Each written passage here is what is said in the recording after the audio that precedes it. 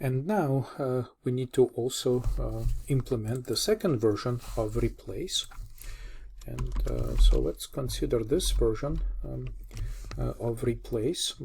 That basically what we have is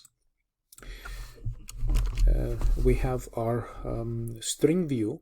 Okay, so this is our current object string view, and of course it has pointer to string of characters, which it encapsulates and provides all sorts of very useful functions for this current string.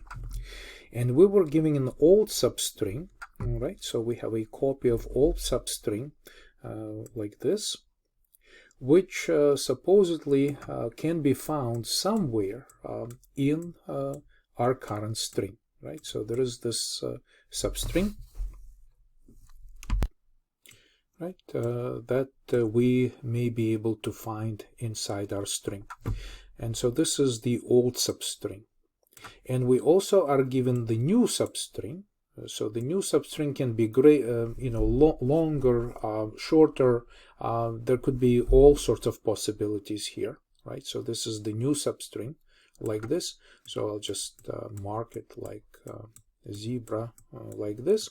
And so our task is to then replace the old substring with the new one. And we also need to continue searching possibility of finding more of these occurrences in the existing string and continue the replacements if we find more occurrences of this old substring. So the first thing that happens here is that we construct a copy of this text that we are currently holding a pointer to by making a copy of it in a string object.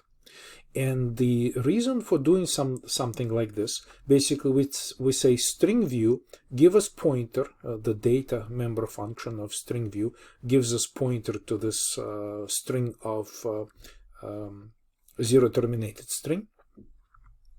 And then we say for the same length that we have, let's create a copy of string view and created a string. And the advantage of doing something like this is that string has the replace function. So we can, once we have a string, we can take advantage of using the replace, which is exactly what we need to do the updates. So let's see what we do. First we set position equals 0. So the initial position, of course, is pointing to the very first character in this initial string.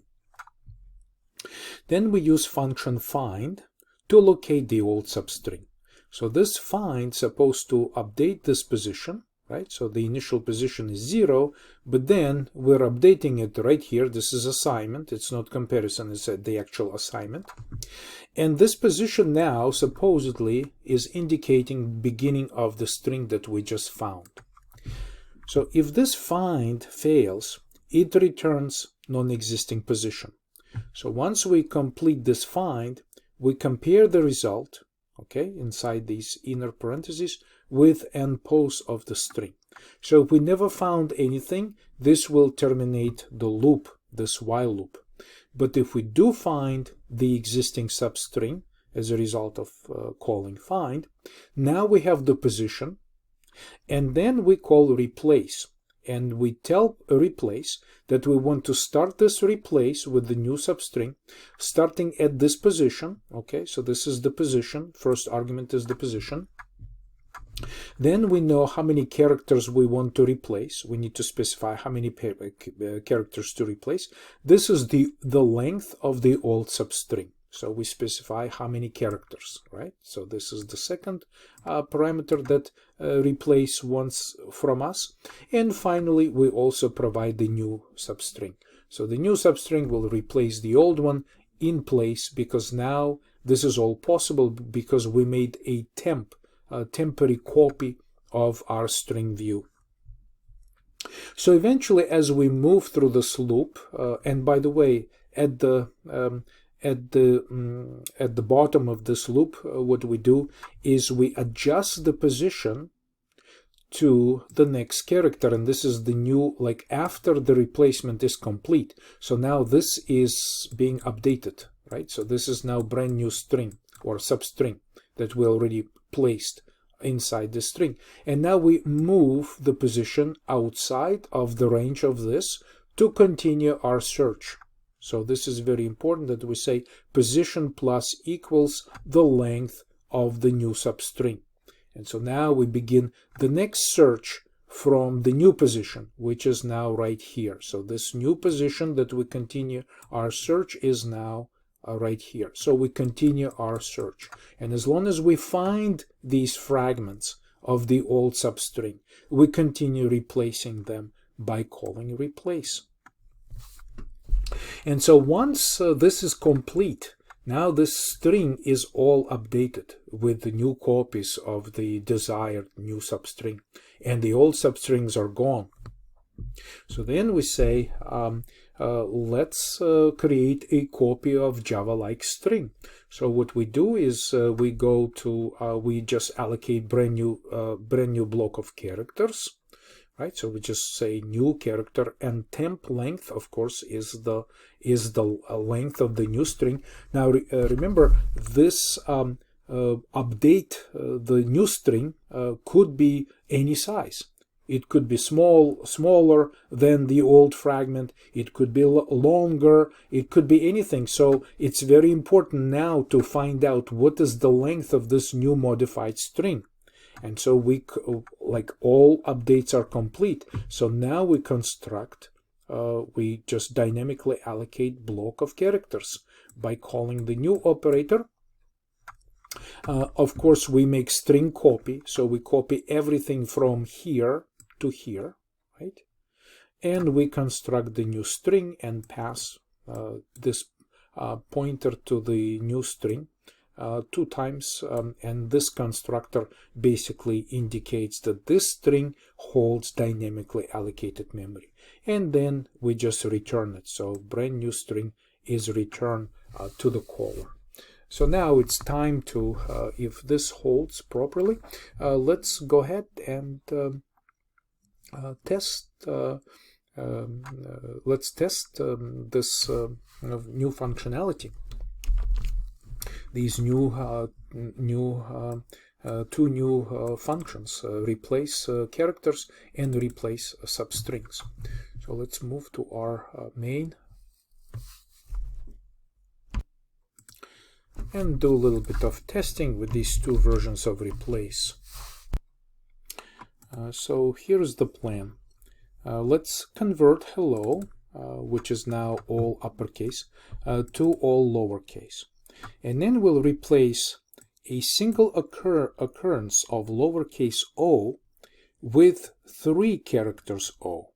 Okay, so I really want to be able to test the idea that we're advancing our search correctly, because if we're making a mistake here, you know, like the old character gets replaced with 3 characters.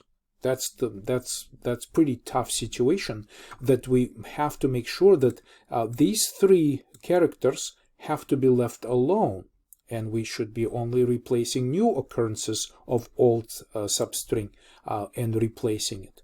So that's a good test. And then we're testing this. So this first test is going to verify the functionality of our replacing substrings.